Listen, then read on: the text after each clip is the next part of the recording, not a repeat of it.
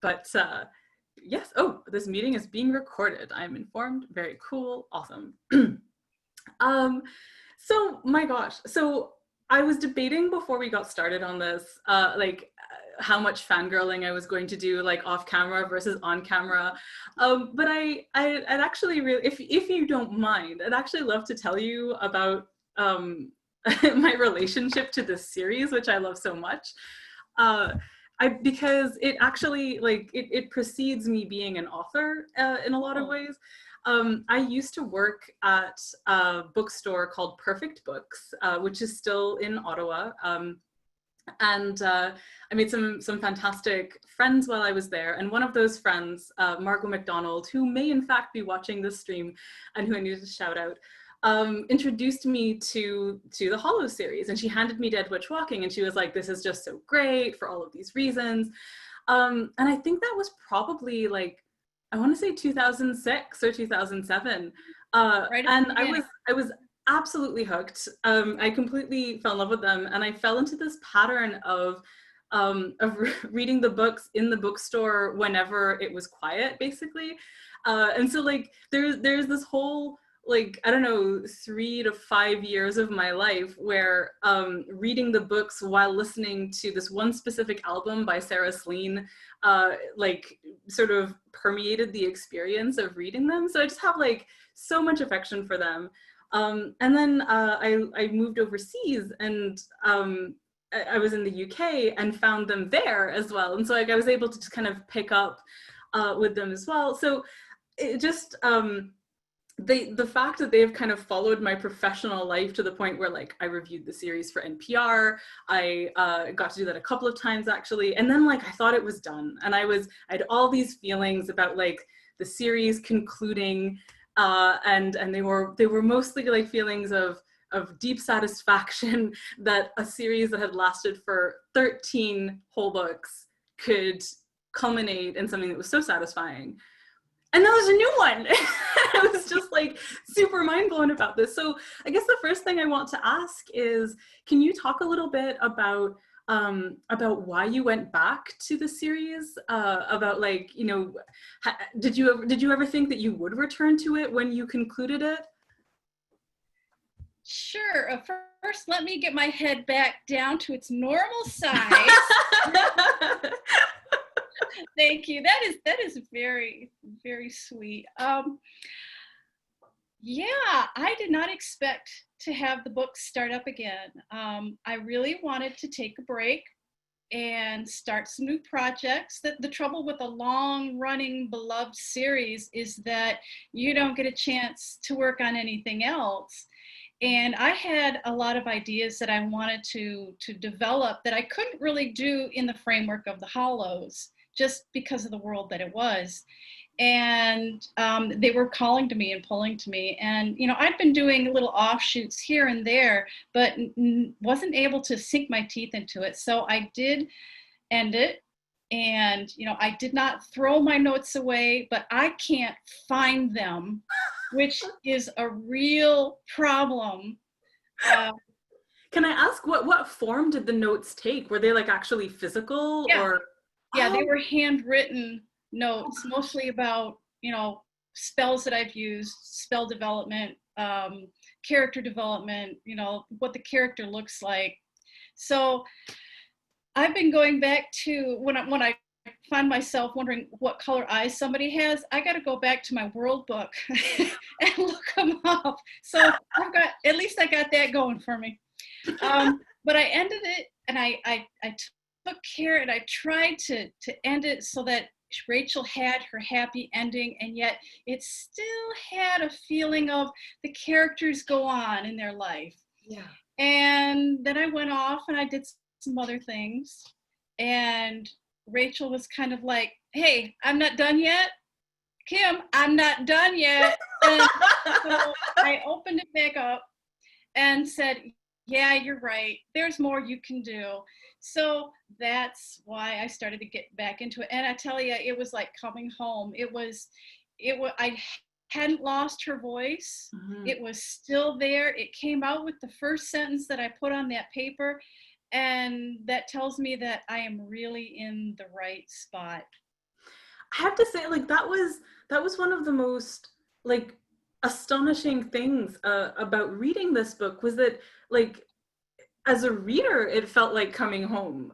In that, like, the genuinely the voice was so seamless. It was just like there was.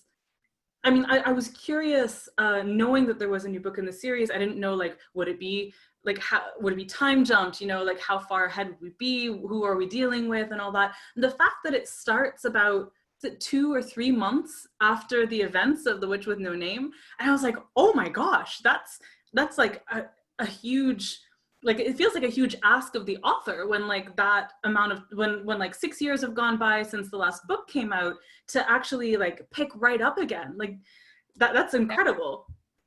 That was my choice. That was my choice. That is what I wanted to do. In fact, we had some little butting of heads over whether it should start there or you know, like 20 years later, where Right. the epilogue ended. But I really felt that what I wanted to accomplish in the next 3 or 4 or however many books, I needed to have her still where she was when we left her. Right. It worked. It totally worked. I'm so excited. So I guess the next question I have then is, do you have, now that the series is started up again, do you have a sense of like one story that you want to be telling as an arc over a certain number of books, or do you want to leave it really open-ended and just keep writing, like, actually, I mean, maybe I should backtrack this. When you wrote the first 13 books, did you have an outline, like, did you have a sense of where that was going to go, or was it developing more organically?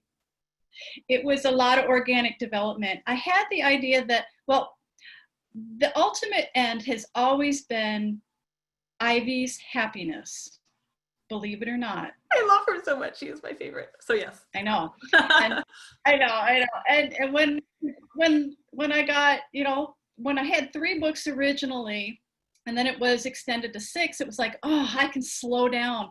And then I got some more books tacked onto that, and it was like, oh, now I got to figure out how I'm not going to end this right away. So that's why we see some of the give and take and the pull and the tug with Ivy. But ultimately, she did get her happy ending. Now I do have another ending that I'm kind of working towards, but like with the original 14, it's very organic. I don't know what I'm going to do in the next book until I finish the previous one. And I find there's enough threads that I've left hanging and enough questions that I've raised that I know where I'm going to go in the next book. And that's what's going on now. That is amazing, because that was one of the things as I was reading this one, I felt like I think I was reading the first, you know, I went probably 4 to 5 books so quickly, because they were out at the time when I started reading them, that I started to develop a sense for what the next book might be about based on like the room that you were leaving, around certain groups in the hollows, like, oh, you've introduced some wares, that's cool. Yeah. And that sort of thing. And it's just so amazing to me, to see, like, you know, the same rhythms kind of at work here, and to realize that those are actually like that they're not part of a master plan, that they're actually something that is coming out, organically from your process. That's so cool. So at this point, is the next book already written, or are you in the process of writing it? Yes, it's done. Actually, I'm doing the editorial edit on it right this minute. I've got like 20 pages left on my first editorial run through, and I'm really happy with what's happening with it. I have a great editor, Ann Sowards, and I tell you, I need a good editor. I really do, because I'm lazy and I'll skip stuff, and a good editor will keep me on my toes and say, no, no, no, you need to really explain that because I'm confused. And so I go back and I say, all right, I'll do it. And I need that. I really do, because I know what's going on up here, but to get it on the page, that's where the skill comes in. And like I said, I'm lazy. But oh yeah, and the title of it is $1 Million Demon. That's right. Yes, of course, because it was following the scheme. Ah, that's awesome. $1 Million Demon. I'm so excited. I love everything that's been happening with the demons. So another thing I was trying to navigate in terms of talking about the book was like how much to spoil or not. So I just want to tell everyone that if we're going to get into spoiler territory, we will try to flag it up first, and you can cover your ears or your eyes, or you can just not listen for a little while if it comes to that.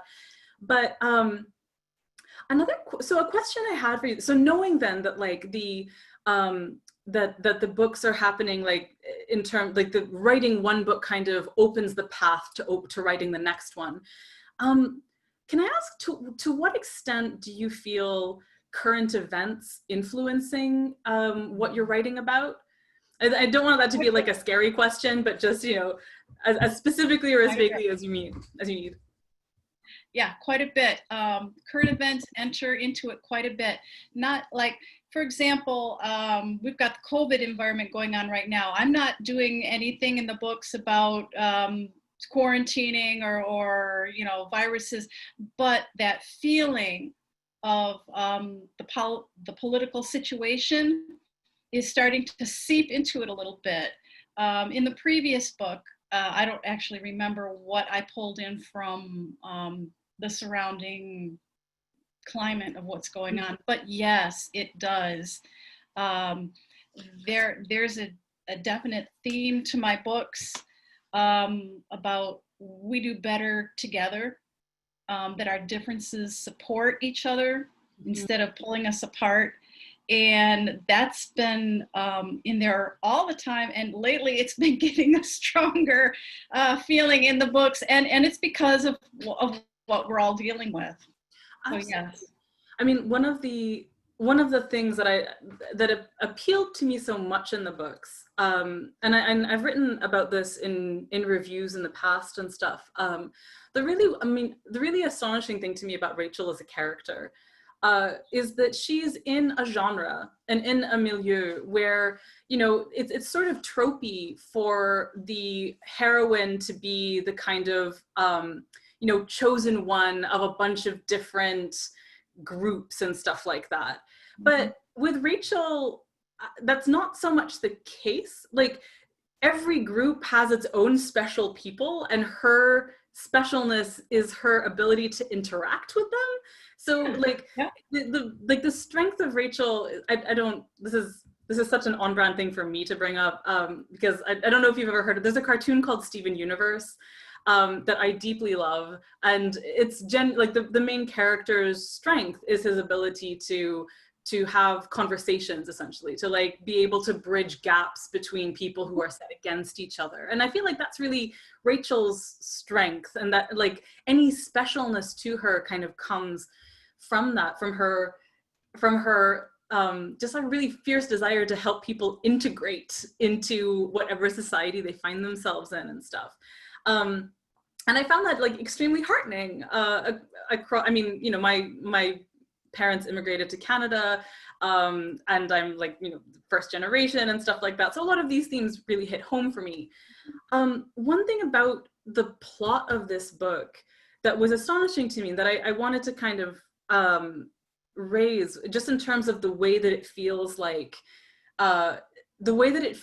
it's engaging COVID stuff without being about it at all, is that the whole plot, like the inciting incident of this book is that close domestic partners are waking up in the night and attacking each other based on slights that they recall from years ago. And like that those feelings are coming to the forefront and stuff like that. And I was like, I was completely gobsmacked when I read this, because a conversation I've been having over and over with lots of different friends during lockdown, during social distancing, is that we all feel like we're experiencing something that we're calling emotional scurvy, where, so this thing happens when you have scurvy, which is like a, you know, vitamin C deficiency. Yeah. Apparently old scars come undone. Like your body starts to eat the collagen, like binding your scars together. So your scars literally physically start to open up. And the emotional scurvy that we kind of talk about is that the enormous stresses and pressures of lockdown have been making it so that emotional things that we thought we dealt with years ago are suddenly happening again. And I was reading this and I was like, oh, how does she know? Like, it's just, so as like, I didn't do that on purpose. No. But it's such an amazing thing to see reflected in fiction without it actually literally being about COVID stuff, you know, like as a conceit, as an idea. Can I ask where that idea came from, actually? For the Baku? Mm-hmm. Well, I needed a new Big Bad Ugly, so I got online for about 10 minutes. Seriously, that was my research. 10 minutes just to find a name and a generalization of what a Baku was in reality. And they're dream eaters. And I thought, okay, let's build on that. And that's just kind of how it evolved. But no. Oh, It's not based on anything really. so this is one of the pitfalls of like being a critic and stuff, is that I find myself like talking about the stuff in the book that I find like amazing and interesting, like totally without thinking about whether or not it was deliberate, and whether or not it was deliberate has no meaningful effect on my enjoyment of it. It's just like, it's so amazing to me that that is the case, and that's like I felt like not only enjoyment from that, but a kind of catharsis from it. I kind of like, yes, that is what it's like right now. But oh gosh, anyway, I'm gonna go back to my bank of questions about stuff. Right. So you talked, I've seen in other interviews that you talked about like the origins of the Hollows was basically like one short story that you wrote in like 1999, Yeah. and that you trunked at the time. But I'm really curious to know, what was the publishing landscape like for you at that point in time? Like what markets were you aiming to publish in, and what did writing short fiction look like for you? At that point, I had nothing to my name at all, and I was trying to break into the short story market, and that's why the short stories. I didn't do too well in the short story market at all, so I then went back and focused on my novel that I was working on. But the landscape at the time, I was aiming for fantasy, and that's what I ended up getting published at. With Ann Sowards, actually, with the Truth Books. Oh, cool. And it feels great to be home, I'll tell you. But fantasy was like, I think the most you could really hope for was like a 3 or 4 book series. Mm-hmm. The long series were not a thing at that time. And I read a lot of science fiction, but I didn't feel like I could write it, and come across as knowing what I was talking about. Right. So when I saw Charlene and Jim Butcher, and they were doing these wonderful things with the characters that I enjoy writing about, only with computers and such, it was like, oh, I got to try that. And the rest is history. But as far as the landscape of writing, I was so naive. I really didn't have a clue what was going on. And I call that my saving grace, because if I knew how hard it was to get published, especially back then when you didn't submit online. I mean, it was all paper. You right. Submitted on paper, and you've got a week out, a week back, and however many weeks it sat on the desk. And it was very slow compared to what happens now. It's slow now, but you didn't have the weeks that were sitting in the mailroom. Um, but I'm glad I stuck with it, and it was my saving grace that I didn't know how hard it was going to be. It's tough. It really is. I mean, I was starting to send short stories out at just like the hinge, like the tail end of people still requiring the self-addressed stamped envelope and stuff.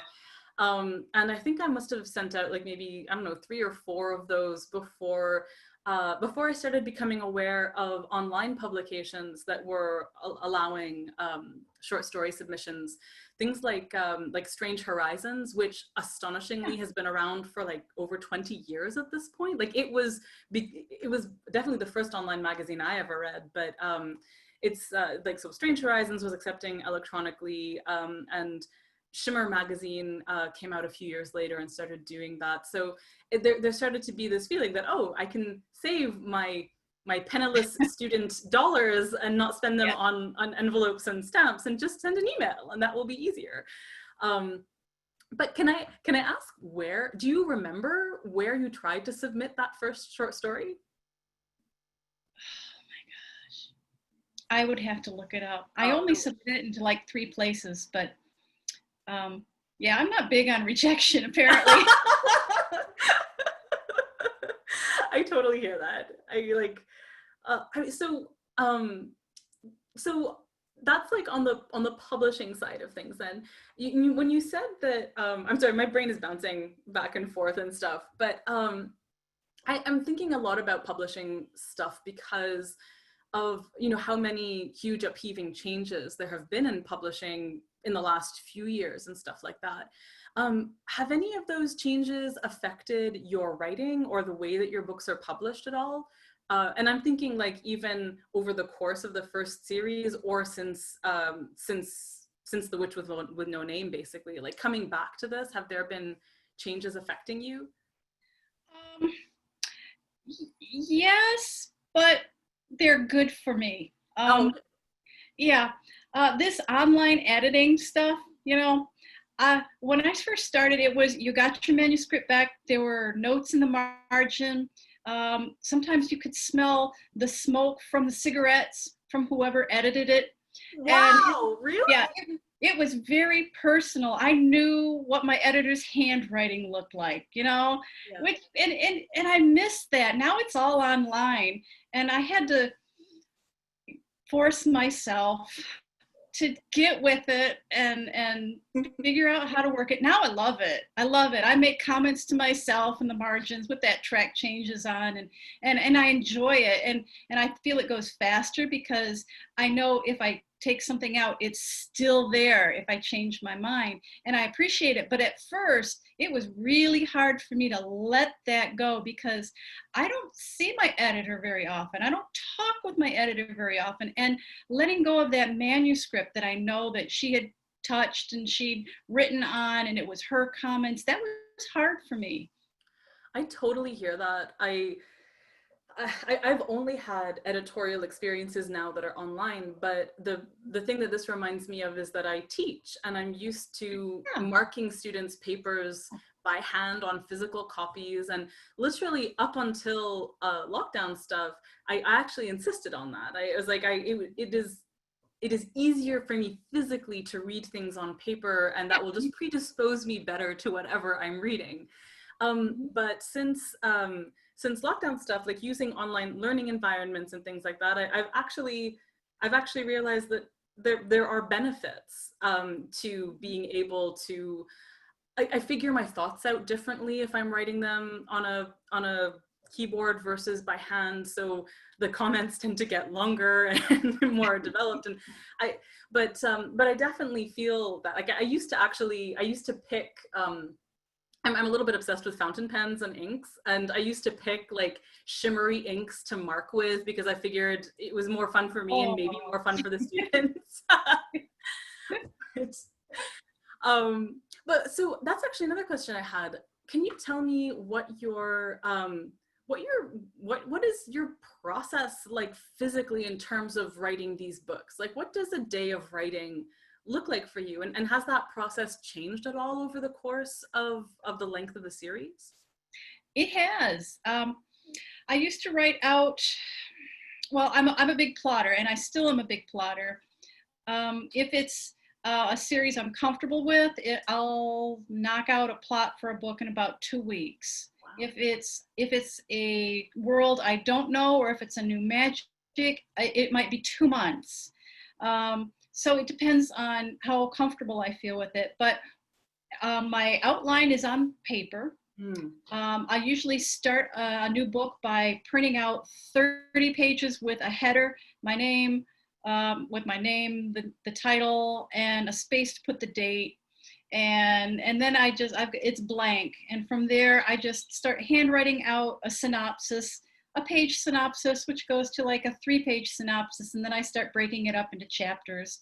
Each page gets a chapter. And then I take that to the computer, and I'll just start writing down dialogue.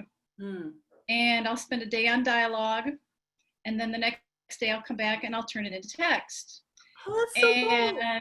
It works. I have been doing that for, I don't know, at least a dozen books.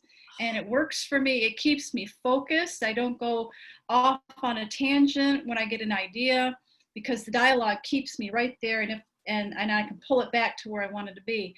The biggest changes have come in how I've been plotting out books. And I've been using more index cards lately, highlighters, all sorts of different tools. I don't use any online or programming. It's all just, well, here for example, this is my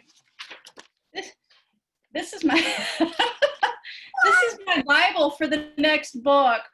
And I love it because it's got all the characters and the chapters and who's in it and what happens. And using that, I can keep track of what's going on. And I can go back to it in a couple books later and say, well, did Ivy and the Baku ever physically meet? And then I can see at a glance if they did. So that's so cool. Isn't that cool? It's the only piece of software that I use for these books. So like, is it literally like Excel? Yeah, it's an old Excel, yeah. Dude, that is so cool. That is like, I'm just in awe. I've often, I was once asked on a podcast, what strategies I had for managing ensembles of characters. And it made me realize that, like, as a short story writer, primarily, I'd never had more than maybe 3 or 4 characters over the course of like a story. And that was just not a problem I had. And so like learning that it's a problem that you have, obviously, when you have like an ensemble kind of book. But people's strategies can get really elaborate, and that is just simple and beautiful and lovely. Oh, and I use it for other stuff too. I go and I see that my gender balance is fairly equal. It keeps track of, I got night and day, or the day shift with the color, so I can figure out, has she eaten today? And if I need somebody at the end of the book, I want to make sure I get them in at least 3 times before we get to the end. And it's just really easy to find a place to stick them in. So I use it a lot. It's like my exterior hard drive. That is so cool. I also just, I love the dialogue forward approach. Like that, like it's making me like go back through my experience of reading the books, and like, so when you do that, like when you start out with a dialogue, do you feel then that like the plot, like do you go into the scene knowing that this dialogue has to accomplish this storytelling beat? Yes. Or okay, right. So they're not just like, having a back and forth and then eventually plot happens. It's like, no, there's a task here. Yes, definitely.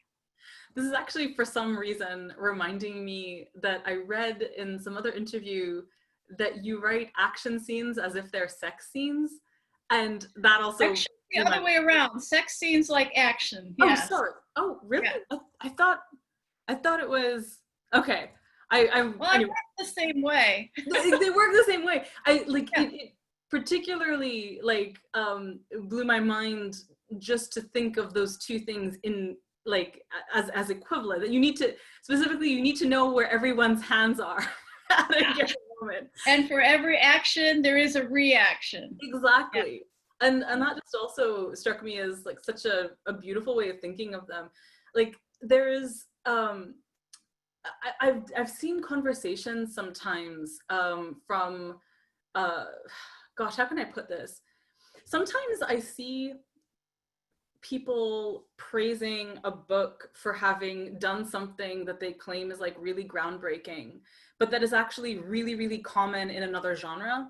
And a lot of the time, it's like I'll see people reading science fiction who don't read romance, for instance, will be like, I just couldn't believe how like this relationship, how like I've never read anything like it and stuff. And be like, ah, well, if you read some romance, perhaps you would find more of that and stuff. And I feel like that kind of insight, you know, that the equivalence of action and romance, of action and sex scenes, like in terms of like their mechanics. I don't mean that in a dirty way, but like their mechanics, you know, like just of like who is where and how are they moving. It just kind of opened up all of these fantastic avenues for how to write either of those things for me. So I super love that. I want to keep an eye on the time because I guess it's just about 7:39. I realized I threw my phone away once it started buzzing, so I'm just gonna grab it just to make sure that our behind the scenes moderators are not okay. Great, no one is trying to reach me. It's fine. So I guess I have one last quick question before we open it up to other people's questions. What do you, well, actually it's sort of two parts. So I saw you writing somewhere else that, you know, you wanted to experiment, well, and you said here that you wanted to experiment with other kinds of writing and kind of different stuff than you could do in the Hollows universe. Do you feel like, can I ask like what, like, can you want to get a bit more specific about that? Like, what are some of the things that you wanted to do? Well, I wanted to break away from the idea that that witches and vampires and the such were the only people who could do magic. I wanted to focus on the strength that people have in themselves, and that especially when we're not 20 or 30 anymore, that we, because I'm not 20 or 30 anymore, and that we see, I love Harry Potter, but I want to see a 50-year-old learn how to do magic. You know, we like magic too, and I wanted to see an older generation dealing with things like empty nests or aging parents or things that people don't really have to deal with until they get older. And I wanted to see how I could bring in a magical element to those situations and see what happened. They're not really received that well because they're not happy. There's always a progressive forward motion, but they're not terribly happy. Oh man, but see, I actually I crave those books. Like I am 35 and I crave those books because I want to know that my life isn't over, you know, narratively speaking. But Kim Harrison can't write those. She's been typecast. Right. And so it was really difficult.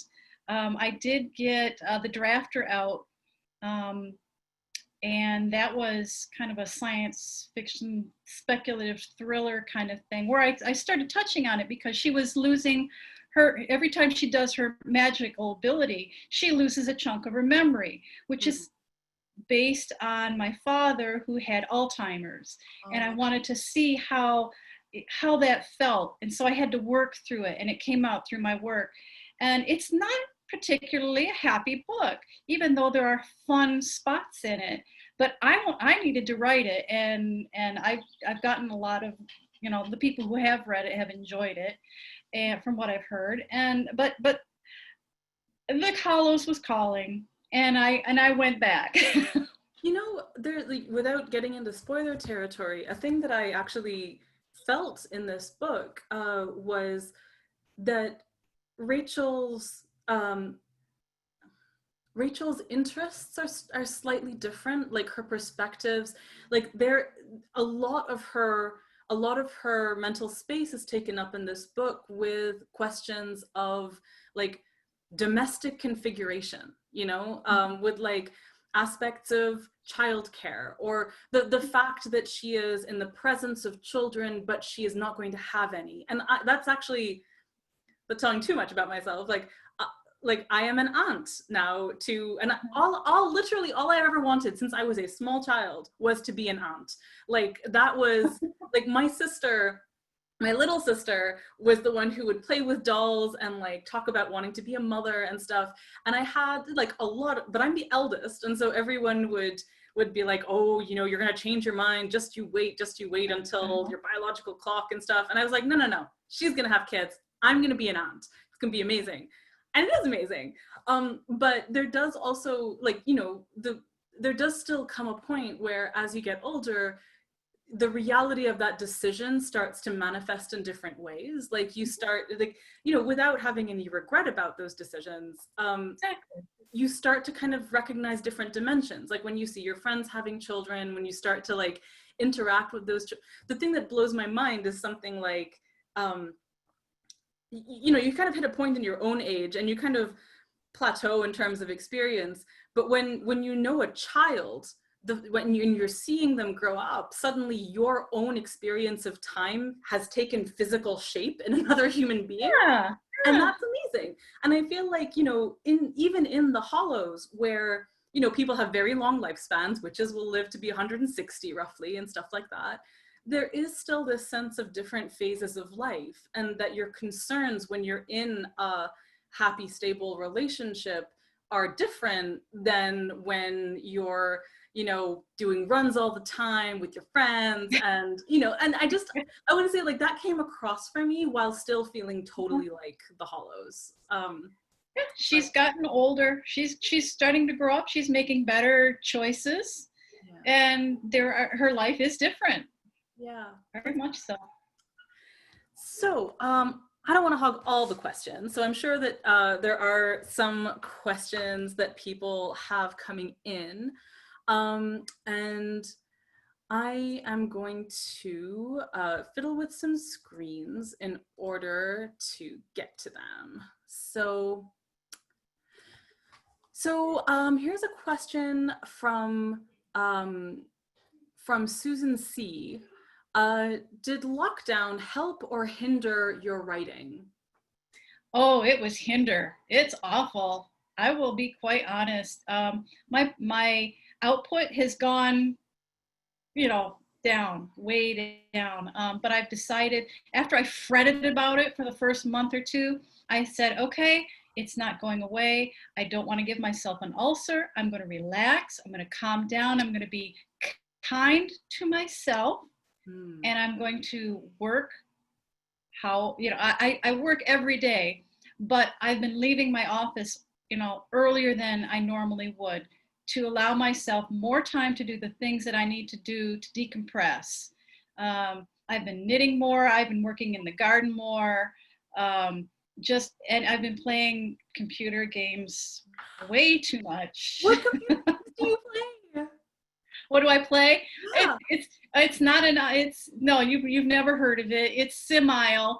It's a one person game that it's fun. I love it, but it's from the 90s, I think. I mean, And it's very relaxing. It's like you build you have a never mind. I'm not going to go into it, but I've been relaxing with it. I have to focus on it, and it's nothing bad. no. And because as writers, we take in and we internalize it.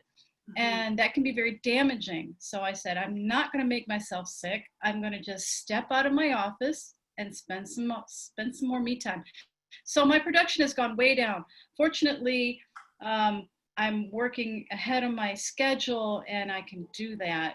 and Anne has given me a long period of time to get this rewrite back to her.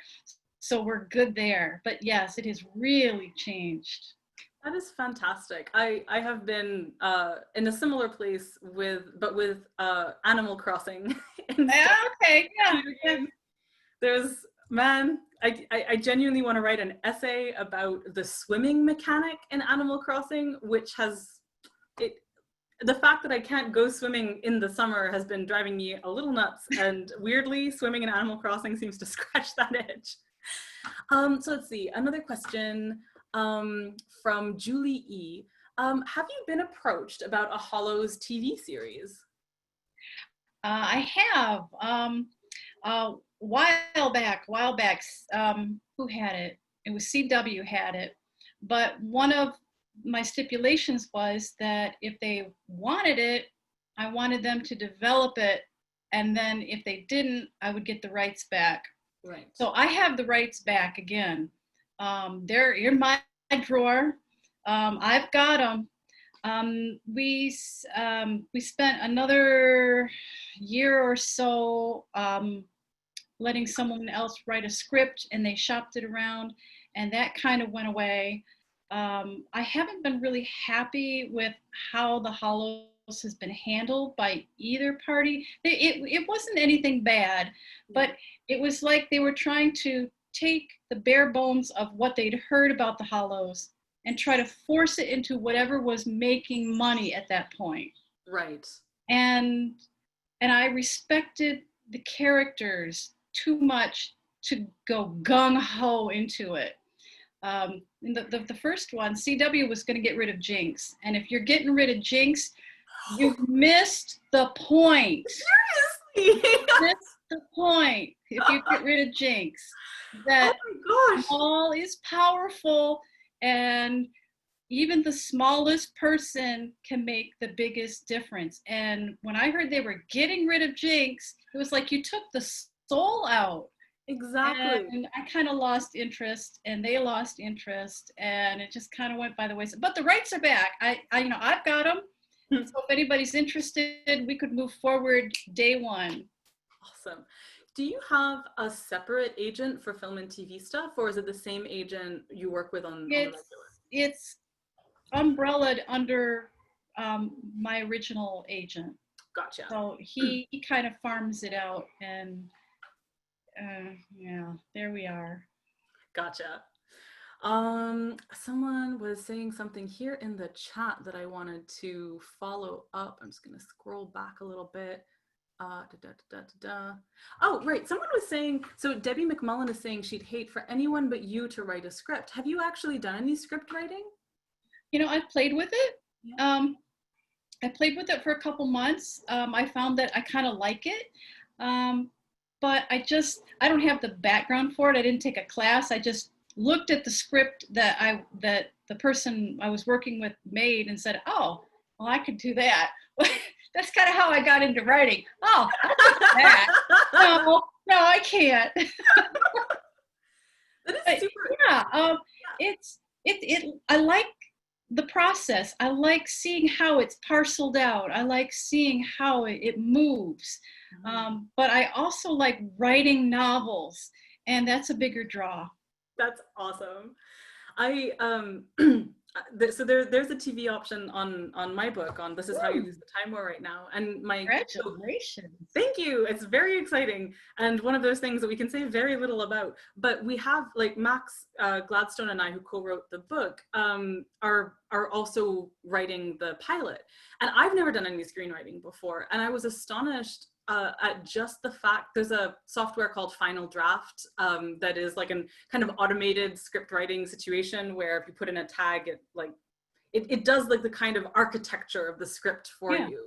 And it was amazing to me that using it felt like it was teaching me about screenplays. Like, it started to make me a lot more focused on dialogue and like on what can I put on the page and not. So it's been a bit of a cool mind-bending experience, but I also have no experience in it and I'm just learning as we go along, and it's been an absolutely incredible experience.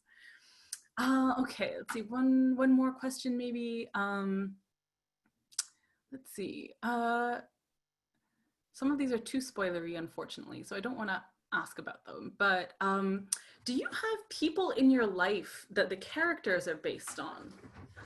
Not really, no. I take bits and pieces of people I know and they find their way into characters, but I have never based a character on someone entirely. I feel like it's unfair almost because then you expect that real person to start acting like your character, and that's not a healthy place to be. So I just don't do it.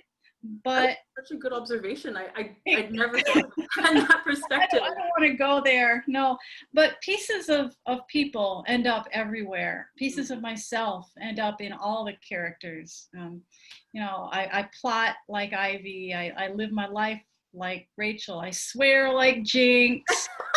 Um, I I'm sing totally like imagining, Trent. I'm just It's all imagining you in going there. around calling people fairy moss whites and stuff like that. Yeah, I've done it Pretty before. great. Yeah. Oh, this is a great question that I was intending to ask and I totally forgot. Amy, I apologize if I'm mispronouncing your name, Meiser. What made you decide to write about Cincinnati, which is Amy's town, in fact? And I'm super curious about this. I've never been to Cincinnati myself. I've been to Columbus and Cleveland, but the Hollows made me want to go. So Uh-huh. It was location, location, location. When Dead Witch Walking was in the editorial phase, my editor came to me and said, "Let's place it in a real city because it makes a connection, a deeper connection." And so, I opened up my atlas, and I wanted a river.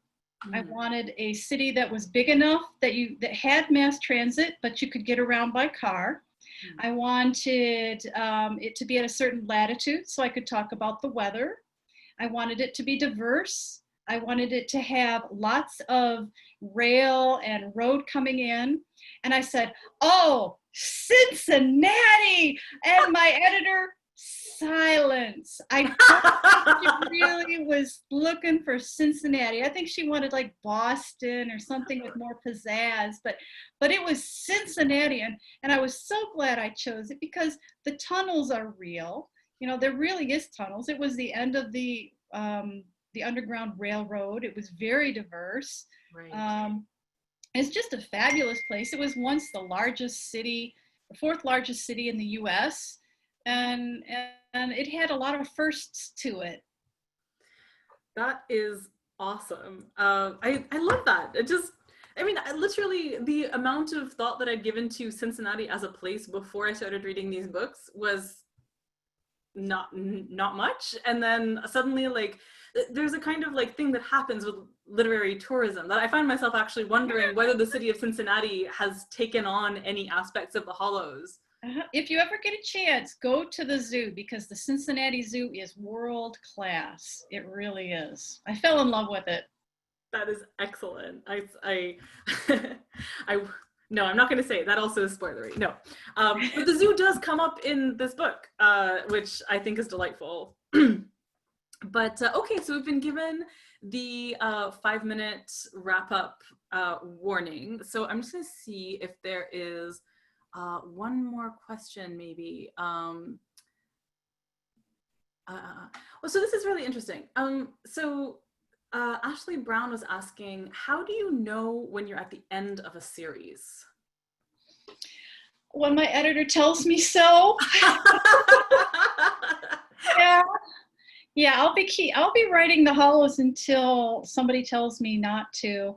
But you can tell if as a writer, if you've gotten to the end and you're stretching to keep yourself occupied with it and keep interested in it, that's a bad sign. If you feel like you've spoken about everything you want to, that's a good sign that it's done.